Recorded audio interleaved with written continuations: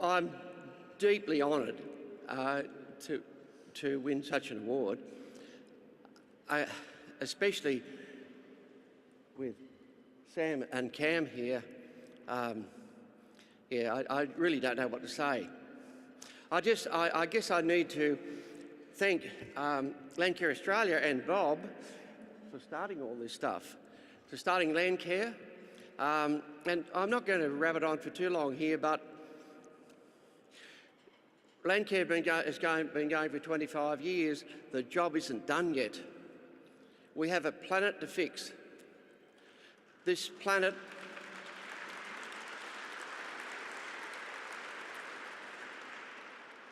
is totally stuffed.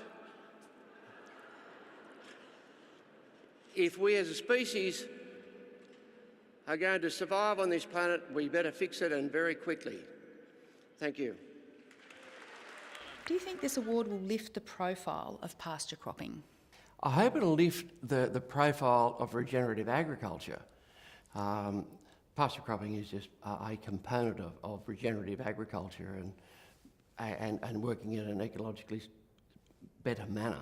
Do you think this award will lift the profile of pasture cropping? Yeah, well, yes. There'd be well over 2,000 farmers in Australia using pasture cropping techniques.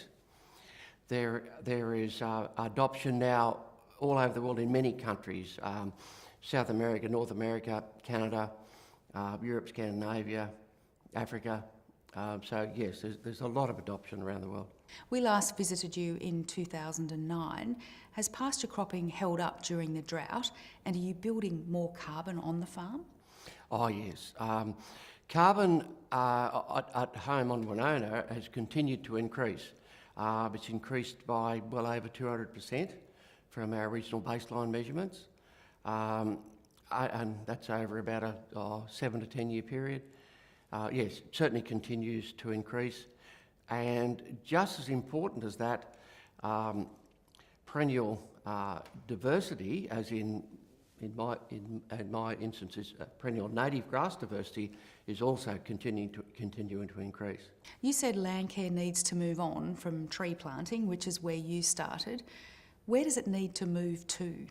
Landcare's been incredibly successful over the last 25 years, starting from fairly basic tree planting, erosion control, rabbit control, that type of thing, and it's taken it a long way, and has done some very good stuff. But we really need to move it a lot further forward than that. Like we've done a lot of good work in Australia. There's a lot more work to be done in Australia, but this planet Earth, is in serious trouble, and we need to fix it as well. Are you worried about the future of Landcare given the recent budget cuts? No, I'm not worried about the future of Landcare, because I would like to believe that our politicians have more brains than that. They most probably haven't, but Landcare has done such wonderful work, and it is a benchmark for other countries in the world to adopt and move it forward. Because Landcare is one of the very few organisations in the world that actually combines farmers, environmentalists and ecologists all together. Very few, there aren't any. In my travels around the world, there are very few organisations that encompass those three. Will the cuts impact on Landcare's effectiveness? It may, but I think we have enough dedicated and very passionate people on the ground anyway that will continue to drive it. So I think it will still move on. Do you feel like what you were called tonight, a change agent? I guess what I've done is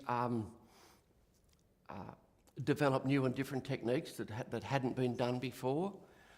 The work that I've done really in relation to pasture cropping, we've been cropping the same way since the Egyptians or the Sumerians in Mesopotamia. We haven't changed agriculture, really, and maybe we got agriculture wrong in the first place. Now that's a good question to throw at you. And really all that I've done is found a different way of practising agriculture. What are you going to do with the $50,000? I work with a lot of farmers and scientists now all around the world in a very loose-knit manner. I would like to expand that. I would like to well, I guess we have the opportunity to learn from each other. There's some wonderful farmers, innovative farmers around the world practicing many different types of techniques that are all regenerative, doing great work. There are also scientists, mostly not in Australia, but around the world, that are backing a lot of these farmers that are developing these wonderful techniques. That stuff needs collating and putting together and moving forward as one. You said the planet is stuffed. Yes. Do you think it can be fixed? Oh, yes. Very easily. No problems in fixing it.